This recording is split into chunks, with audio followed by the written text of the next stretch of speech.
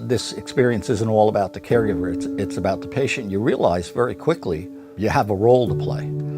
Your role is kind of a supportive role, but I guess the most important thing that I learned was I'm there to advocate for my wife or for other patients.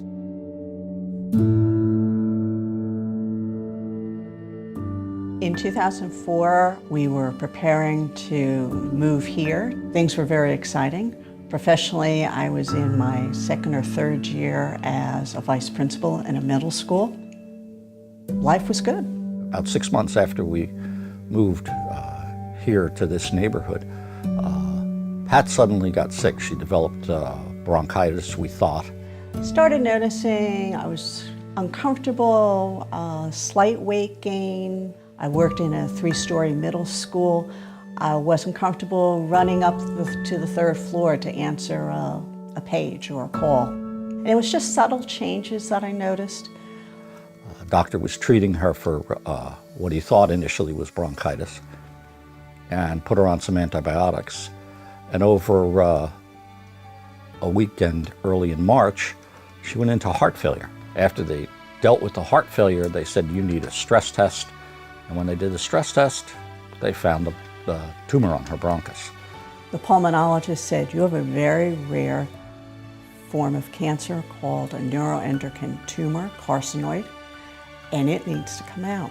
We had no warning signs, or nothing that we perceived as a warning sign that she could have a net tumor in her bronchus.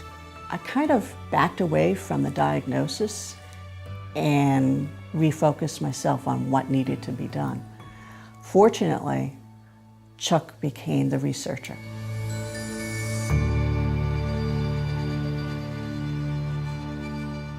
My example, I think, from my parents was keep your wits about you. Speak up when you have to, but keep your wits about you.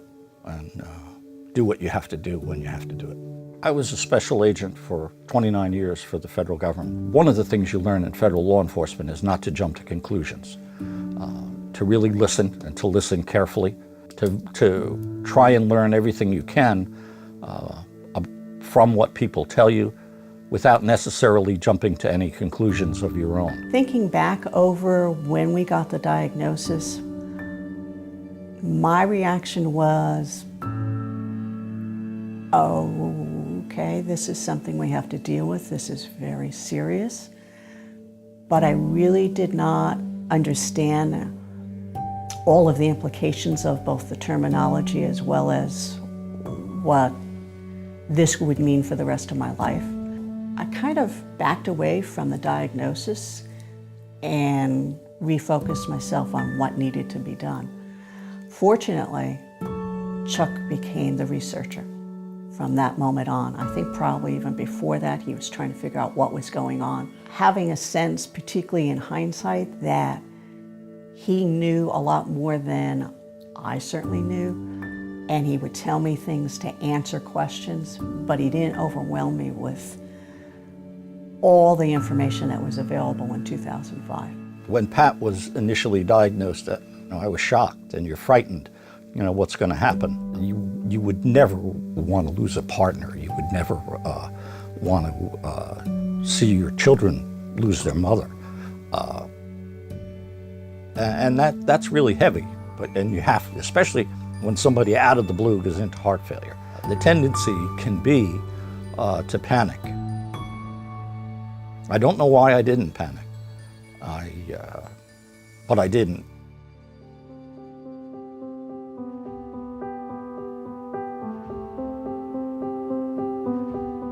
As a husband and as a support person, Chuck offers me a lot of patience and understanding. All of this is an expression of his love for me. It happens every day, throughout the day. When I say that this experience isn't all about the caregiver, it's about the patient, you realize very quickly you have a role to play. Your role is kind of a supportive role. My view was always that I've been there both to support my wife emotionally, but also to advocate for her. That's what being a caregiver is about. You're there to advocate for the patient, but you're not the patient. But I guess the most important thing that I learned was I'm there to advocate for my wife or for other patients. He supports me. Words of comfort, suggestions for how I can deal with something, or that little touch on the hand that says, okay, we're here, we're together, we can do this. It makes a big difference if there's someone like that in your life. I feel gratitude and appreciation every day of my life.